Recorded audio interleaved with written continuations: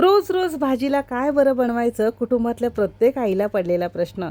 असा प्रश्न तुम्हाला सुद्धा पडत असेल तर हा व्हिडिओ शेवटपर्यंत बघा. 100 पेक्षा जास्त सुक्या रस्सा भाज्यांची लज्जत वाढवणारा आज आपण एक मस्त जादुई मसाला किंवा याला वाटण म्हणू शकता ते बघणार आहोत. एकदाच करून ठेवलं की अगदी महिना दीड महिना व्यवस्थित राहतं. वाटण कसं तयार करायचं, स्टोर कसं करायचं, यापासून कोणकोणत्या भाज्या तयार करायच्या आणि घरामध्ये एखाद्या दिवशी भाजीला काही नसेलच मग हे वाटण वापरून कोणकोणत्या भाज्या तयार करता येतील अशा बऱ्याचशा आयडिया तुम्हाला या व्हिडिओमध्ये दिलेला आहे. म्हणून व्हिडिओ शेवटपर्यंत बघा. जर रेसिपी आवडली तर एक लाईक नक्की करा. चॅनलवर नवीन असाल सबस्क्राईब करा, बाजूची बेल घंटा नक्की क्लिक करा. चला तर मग सुरुवात करूया. आता वाटण बनवताना एक गोष्ट नेहमी लक्षात ठेवायची, जी काही आपण यामध्ये जिन्नस वापरतो ते अशी ही प्लॅटफॉर्मवरच किंवा ताटावर आपल्याला काढून घ्यायचं आहे. म्हणजे अगदी आयत्या वेळेस आपल्याला एखादं जिन्नस विसरता येत नाही. म्हणून असं आपण हे सगळे पूर्वतयारी करून घेतले. तर इथे आपण साधारणतः 4 मध्यम आकाराचे आणि वजनी म्हणाल तर साधारणतः पाव किलो प्रमाणात कांदे घेतलेले आहे, ज्याचे आपण सालं काढून उभे पातळ छान चिरून घेतले. तुम्ही अगदी बारीक बारीक चिरून घेतलं तरी सुद्धा चालू शकेल. पाव किलो किंवा 4 मध्यम आकाराचे कांदे असतील तर त्याला बरोबर एक 100 ते 150 ग्राम म्हणजे एक मध्यम आकाराची सुक्या खोबऱ्याची वाटी असते ना, त्यातली अर्धी आपण इथे किसून घेतली. शक्यतो किसून घ्या, म्हणजे भाजायला कमी वेळ लागतो आणि मिक्सरला सुद्धा छान बारीक पावडर होते. इथे आपण 1 कप भर कढीपत्ता घेतलेला आहे, जो आपण फोडणीमध्ये घातला की तो वेगळा काढला जातो, म्हणून असं हे आपल्याला वाटणामध्ये घालायचं आहे. 30 ते 35 लसणाच्या पाकळ्या, 3 ते 4 इंच आल्याचे छोटे छोटे तुकडे घेतलेले आहेत. देठांसहित मूठभर कोथिंबीर घेतलेली आहे आणि 5-6 हिरव्या मिरच्या घेतलेल्या आहेत. पाव किलो कांदा आणि एक 100-150 ग्राम सुको खोबऱ्यासाठी हे सगळे मसाले अगदी परफेक्ट आहेत. सोबतच इथे आपण 3 चमचे धने, 1 चमचा साधं जिरं, अर्धा चमचा बडीशेप, एक साधारणतः 3 ते 4 चमचे आपण इथे पांढरे तीळ, 1 चमचा खसखस घेतली. तीळ खसखस जरूर घाला, कारण भाज्यांना चव अगदी छान येते. शिवाय खूप जास्त पौष्टिक सुद्धा आहे. असे सगळे मसाले आपण इथे चमचाने घरातल्या मोजून घेतलेला आहे. इथे आपण एक साधारणतः 2 चमचे डाळवं घेतलेली आहे, ज्यामुळे ना तुमच्या वाटणाला किंवा भाज्यांना एक छान दाटसरपणाने चवीला छान लागेल. ते सुद्धा नंतर वापरणार आहोत. आता हे सगळे मसाले आपल्याला खरपूस भाजून घ्यायचे आहे. त्यासाठी एखादी घरातली जड जाड बुडाची कढई आपण गरम करून घेतली आहे. सुरुवातीला घेतलेले तीळ, धने, खसखस, पांढरे तीळ सगळं आपण भाजून घेणार आहोत. कोरडेच भाजायचे. अजिबात यामध्ये तेलाचा उपयोग करायचा नाही, कारण यामध्ये तेल घातलं की ते तितकेसे चांगले भाजता येत नाही. म्हणूनच अजिबात तेलाचा उपयोग न करता बिन तेलाचं साधारणतः 2-2.5 मिनिटं मध्यम आचेवर खरपूस तडतडेपर्यंत भाजून घेतलंय. सगळ्या घरात या मसाल्यांचा सुगंध पसरलाय. असं झालं की एका सेपरेट ताटावर आपण हे काढून घेणार आहोत. तर सेम कढईमध्ये आपण उभे पातळ चिरलेले कांदे होते ना, ते तेल न घालता सुरुवातीला आपण भाजून घेणार आहोत. असं सुरुवातीला तेल न घालता मसाले असे छान खरपूस भाजून घेतलं की यामधला पाण्याचा अंश कमी होतो. बऱ्याचदा लोकांचं वाटण खराब होतं तर कांदा नीट व्यवस्थित भाजला न गेल्यामुळे त्यामध्ये मॉइश्चर राहतं, ओलसरपणा राहतो, त्याने मसाला खराब होतो. म्हणून सुरुवातीला साधारणतः 2 ते 3 मिनिटं असं चांगलं भाजून घेतलं. संपूर्ण यातलं पाण्याचा अंश कमी झाला, छान सुटसुटीत झाला की यामध्ये एक 2 ते 3 चमचे साधं तेल घालायचं आहे आणि पुन्हा थोडासा लालसर गुलाबी होईपर्यंत आपण हा परतून घेतलेला आहे. असं कधी तुम्ही करत नसाल तसं नक्की करून बघा. खूप लवकर कांदा परतला जातो. शिवाय यामध्ये पाण्याचा अंश नसल्यामुळे वाटण टिकायला मदत होतं. तसं हे आपण मस्त लालसर गुलाबी रंगावर कांदा छान परतून घेतलेला आहे. तर यामध्येच आपल्याला खोबरं सुद्धा भाजून घ्यायचंय. खोबऱ्याचे तुकडे न करता किसून घ्यायचं, म्हणजे अगदी कमीत कमी पाण्यामध्ये तुम्हाला वाटण सुद्धा बारीक वाटता येतं. म्हणून वाटण करताना खोबरं जेव्हाही तुम्ही घेता शक्यतो सुकं खोबरं घ्या. सुकं असल्यामुळे भाजता सुद्धा लवकर येतं, वाटण टिकायला सुद्धा मदत होतं आणि यामध्ये स्वतःचं तेल असल्यामुळे वाटणाला चव आणि टेक्स्चर सुद्धा छान येतं. आता सुकं खोबरं सुद्धा कांद्यामध्ये साधारणतः 1-2-2.5 मिनिटं आपल्याला भाजून घ्यायचं आहे. खोबरं आपण इथे किसून घेतल्यामुळे भाजायला परतायला खूप जास्त वेळ लागत नाही. 1-2-2.5 मिनिटात मध्यम आचेवर कांद्याबरोबरच हे छान परतलेलं आहे. म्हणून सुरुवातीला सांगितलं होतं कांदा थोडासा गुलाबी लालसर करून घ्यायचा आहे, म्हणजे खोबऱ्याबरोबर आणखीन कांदा चांगला परतला जातो. असा खरपूस कांदा खोबरं आपलं परतलेलं आहे. एका सेपरेट ताटावर आपण हे सुद्धा काढून घेतलेलं आहे. आता याच कढईमध्ये साधारणतः 1-2 चमचे आपण तेल घेतलेलं आहे. तेल हलकंसं गरम झालं की कढीपत्त्याची पानं आणि हिरव्या मिरच्यांचे आपण तुकडे करून घालणार आहोत. तुकडे घातल्यामुळे एक तर आतपर्यंत चांगली मिरची तळली जाते आणि तुमचा मसाला टिकायला मदत होतं.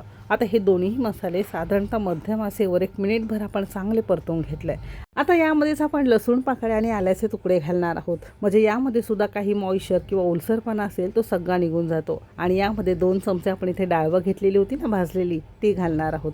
डाळवं घातल्यामुळे एक तर मस्त तुमच्या भाज्यांना, रस्सा भाज्यांना छान दाटसरपणा येतो आणि चवीला सुद्धा छान लागतं. ऑलरेडी भाजून असल्यामुळे त्याला खूप जास्त भाजायचं नाही. साधारणतः 2 मिनटं मध्यम आचेवर हे सगळं छान भाजून घेतलेलं आहे. आता गॅस या स्टेजला आपण बंद केलेला आहे. सगळ्या शेवटी सगळं भाजून गॅस बंद केल्यावरच आपण इथे जी देठांसहित कोथिंबीर घेतलेली होती ना मूठभर, ती घालणार आहोत.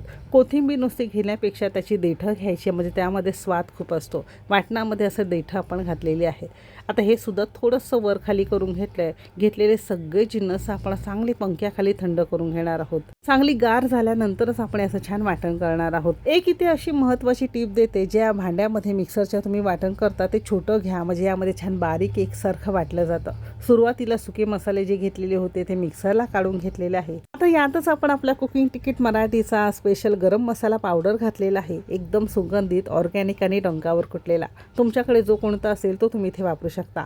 जर गरम मसाला पावडर तुमच्याकडे नसेल तर जे मसाले भाजतानाच यामध्ये 5-6 लवंग, 5-6 काळी मिरी, एक लहान चक्री फूल, 2 इंच दालचिनी, 3 ते 4 हिरव्या वेलच्या, एक मसाला वेलची, थोडंसं साधं किंवा शहाजिरं घेऊ शकता. मसाल्यांबरोबर भाजून तुम्ही यामध्ये वापरू शकता. सोबतच इथे आपण एक चमचाभर काश्मीरी मिरची पूड घेतली. ही सुद्धा आपल्या कुकिंग तिकीट मराठीची आहे. तुम्ही बेडगी मिरची पूड असेल ती सुद्धा यामध्ये वापरू शकता. काश्मीरी किंवा बेडगी पूड यामध्ये घातली की मसाल्यामध्ये चांगली ती मुरते, सेट होते. त्याने भाजीमध्ये रंग अगदी छान येतो. म्हणून असं नक्की करा, कधी करत नसाल तर. आता हे सगळी पावडर आपण एकदा मिक्सरला छान पूड करून घेतले. बघू शकता रंग किती सुंदर आलेला आहे. तर हे सिक्रेट आहे तुमच्या या वाटणाचं. या पावडरी किंवा या मसाल्यामुळे ना एक छान विशिष्ट चव आणि टेक्स्चर तुमच्या वाटणाला येते आणि भाज्या सुद्धा छान होतात. आता हे असं एका मोठ्या बाउलमध्ये काढून घेतले. आता याच मिक्सरच्या भांड्यामध्ये उरलेले सगळे भाजलेले कांदा, खोबरं, आलं, लसूण, कोथिंबीर, हिरवी मिरची हे सगळं थोडं थोडं घालून आपण जर गरज वाटली तर थोडंसं पाणी घालायचं आणि छान बारीक वाटण करून घ्यायचं आहे. आता बघा तुम्ही इथे ना मोठं खोबरं चिरून घेतलं असतं तर मिक्सरला तितकंसं लवकर ते बारीक झालं नसतं. पण छोट्या मिक्सरच्या भांड्यामध्ये असं हे किसून घेतलं की छान बारीक पेस्ट होते. अगदी कमीत कमी पाण्याचा उपयोग करून हा छान बारीक वाटण आपण मिक्सरला फिरून घेतलं आहे. आता या सुक्या वाटणावरच आपण हा मसालासुद्धा काढून घेतलेला आहे आणि याच पद्धतीने उरलेला कांदा होता तो सुद्धा असा हा आपण बारीक करून घेतलेला आहे. आता वाटलेला मस्त सुगंधी सुका मसाला असेल, हा ओला मसाला असेल, हाताने चांगला आपण एकजीव करून घेणार आहोत. हाताने केलं की छान एकसारखा एकत्र होतो. तुम्हाला हवं असेल तर तुम्ही चमचाने सुद्धा करू शकता. आता तुम्हाला जर गरज वाटली तर पुन्हा एकत्र करून थोडं मिक्सरला बारीक करून करू शकता. म्हणजे हे सगळे मसाले, सगळे जिन्नस छान एकजीव होतात. फक्त मिक्स करताना यामध्ये चमचाभर तुम्हाला मीठ घालायचं आहे. मीठ प्रिझर्वेटिव्हचं काम करतं. मिठामुळे तुमची सेल्फ लाईफ मसाल्याची वाढायला मदत होते. म्हणून शक्यतो अर्धा 1 चमचा यामध्ये आपल्याला मीठ घालायचं आहे आणि असं हे कमीत कमी पाण्याचा उपयोग करून आपण हे छान वाटण मिक्सरला करून घेतलं आहे. संपूर्ण वाटण तुम्ही हे मिक्सरला बारीक केलं की यामध्ये 2 चमचे तुम्हाला साधं कच्चं तेल घालायचं आहे. साठवणीचे पदार्थ तुम्हाला बरेच दिवस टिकून ठेवायचे असतील, त्याची सेल्फ लाईफ वाढवायची असेल तर तेल आणि मीठ याचं प्रिझर्वेटिव्हचं यामध्ये काम करतं. म्हणून थोडंसं तेल आणि मीठ आपण यामध्ये घातलेलं होतं. असं हे तुमचं मस्त वाटण तयार झालेलं आहे. असं वाटण तुम्ही एकदाच करून ठेवलं की अगदी महिना 1.5 महिना डीप फ्रीजमध्ये, जिथे आपण बर्फ साठवतो ना, तिथे तुम्हाला स्टोअर करून ठेवायचं आहे. जेव्हाही वापरायचं झालं की बर्फातून काढायचं, थोडंसं रूम टेम्परेचर करायचं, थोडं नरम झालं, मऊ झालं की नंतर वापरायला घ्यायचं.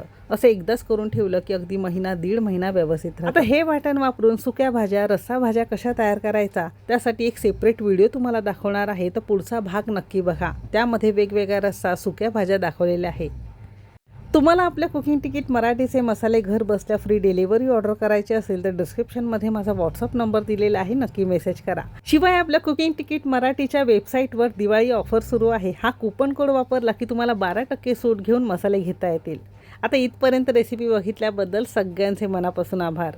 चला तर मग भेटू एक मस्त आणि जबरदस्त रेसिपीसोबत. तोपर्यंत मस्त खा आणि स्वस्त रहा.